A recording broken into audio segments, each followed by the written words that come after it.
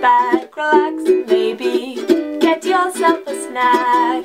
Me and you gonna have a little chat about books. Hi guys! So I'm here today to do a December wrap-up of everything I finished in the last month of 2017.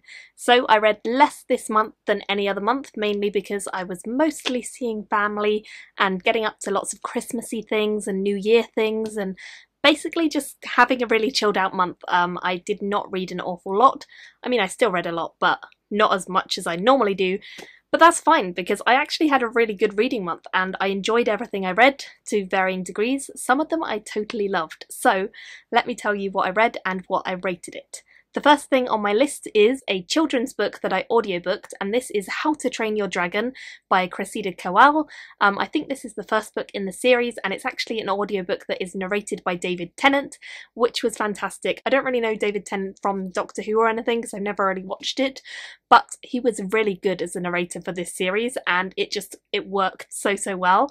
I would thoroughly recommend the audiobook version of this because I think I enjoyed it so much more for it being an audiobook, and I ended up giving it a 3 stars. I will be probably trying to read a few more in the series before I review this, just because it's quite a short story, and so there's not an awful lot to say. But yeah, I would like to read some more in the series because it was just so fun. Next, I read 2140 by Kim Stanley Robinson. It's the first Robinson book I've finished, so I'm really happy about that. And it's a environmental science fiction that focuses on New York when it is flooded in 2140 and everyone has to get around on boats. There's a host of different characters who we focus on in this, and each of them has their own storyline, and they're kind of all centered around this one building that most of them live in. There also is a storyline about treasure hunting and a storyline about environmental protection of animals, and in the end they all come together. I'll be doing a full review of this and all the others in this video very soon. It was a mixed bag. I loved bits of it, and other bits I felt were a little bit too tedious. So I gave it a 3 stars. I did really enjoy it as a whole, but I think there were some bits I would not necessarily have missed if they were not in it. So 3 stars for that one, and I will certainly try some more of Kim Stanley Robinson's works in the future, I think. Next up on my list is a second one in a series, and it's a novella series. I actually read both of the novellas this month, but I enjoyed the second one slightly less than the first. The second one is called The Red Threads of Fortune, and it's by Jai Yang.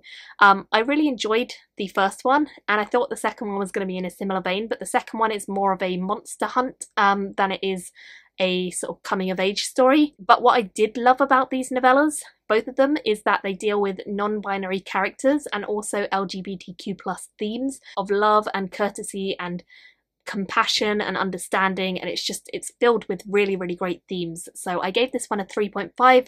I certainly will pick up more by this author in the future when they bring out more, but generally this was really entertaining. Next up, I read Jade City by Fonda Lee. This is a kind of gangster dystopian fantasy with Jade being the focus of the magic in this world. It's really fun. It's definitely the start of a series that I want to continue with. It definitely has that fast-paced gangster feeling of rival gangs, and it feels very different from a lot of the fantasy I've read, so I really enjoyed that element of it. I personally don't often like sort of fighting, but I think I did in this one. I thought the politicking and the fighting of the two gangs was really interesting, and she did a great job of kind of bringing it together in a way that was relatable. It had good characters, but it also didn't feel overwhelmingly like they were constantly at war, even though they were. Really enjoyable. I will be reviewing this very soon, and I gave it a 4 stars. Another book that got 4 stars from me is The Inheritance by Robin Hobb and Megan Lindholm, which are both pseudonyms for the same author. I really love Robin Hobb, as you guys know, and one of the stories in here is about the Rain Wilds. It's called Homecoming, and I absolutely loved it. I will be doing a full review of this collection because it's so worth talking about, and her short fiction is so good. But some of the stories in here blew me away. They were just fantastic. Other stories I didn't love quite as much, but as a whole it was really solid, and I gave it a 4 stars in the end, and I would thoroughly recommend checking it out. Another book that I caught up to the end of a series with is A Dragon of a Different Colour by Rachel Aaron. I audiobooked this one, and I really enjoyed the audiobook versions of this series. It's really good fun, and this was completely one of my favourites in the series, if not my favourite of the series, I think. I just really enjoyed the action and intensity that this one brought, and it felt like it was a really strong instalment in the series. There's a lot that happens, it's very dramatic, and there are two storylines going on in tandem which eventually come together of two of my favourite characters, and they are just both really epic by this point in the series. So I gave that a 4.5 stars. And the other one that got 4.5 stars from me in the month of December was the first novella by Jia Yang, The Black Tides of Heaven. It's in the Tensorate series, and this book was fantastic. It was one that I got for Christmas, but I'd actually just read before Christmas on my Kindle, so that was quite a cool coincidence.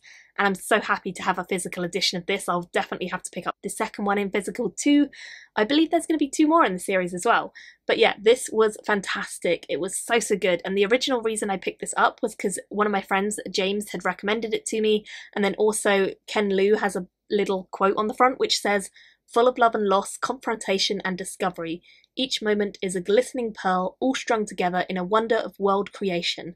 And I think he sums it up far better than I ever could, because this is kind of a coming-of-age story about 2 twins. In this world, they do not actually assign genders until they are kind of certain what gender they should be.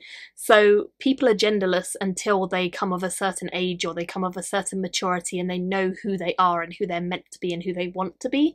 I love that element. I thought that was a really cool use of non-binary characters, and it kind of really changed up the dynamic of this story. It was very different from what I've read before, and a lot of the Tor.com novellas are doing something different and changing things and reshaping the way we look at fantasy, and I think this one is certainly one of them. So well worth picking this one up, and I gave it a 4.5 stars. And now on to my 2 5-star reads of the month. The first of which is no real surprise. I definitely thought this would get 5 stars because the regular book gets 5 stars from me, and that is Harry Potter and the Prisoner of Azkaban by J.K. Rowling. This, of course, is the illustrated edition, which is illustrated by Jim Kay. I adore the Harry Potter series, as most people do. This is not my favourite in the series, but definitely one that I thought would be really cool to see in illustrated form, and it is.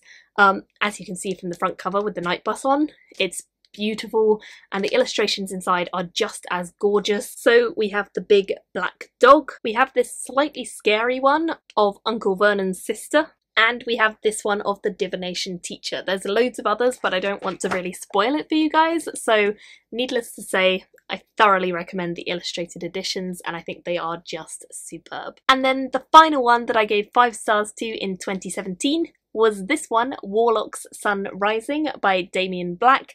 This was a book that I was sent for free from the author after I read the first one as part of SBFBO and actually chose it as my finalist, and the author offered me a free copy of the second one, but that was on ebook, so I read it on ebook, and then I bought it because I decided it was well worth me paying money for.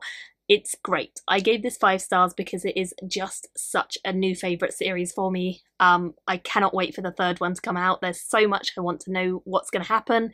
It's a gritty, big, wide world. It's very epic in scope. It's got demons coming through. It's got witches. It's got left hand and right hand magic. It's got monks who can wield magical spells to banish demons and exorcise demons. It's gritty, it has a cast of really cool characters, all of which feel very realistic and fun. It's just great, it's so good, and I will be doing a full review of this one very soon, but suffice to say I've already reviewed the first and loved it, and you should check that out if you are interested in this series. I loved it so much, and I gave it 5 stars, so that was everything I read in December. I was pretty happy with how much I enjoyed everything in December. It was just a really positive reading month and generally a really great month because of Christmas and just a really good time of the year. I hope you guys also had a great time over Christmas and read some really good books. Let me know what your favourite of the month was, or if you've read any of the ones I just mentioned. Thank you all for watching, and I will see you very soon in my next video. Bye guys! Thank you for watching my video today. Go pick up a book, then come back and chat with me again.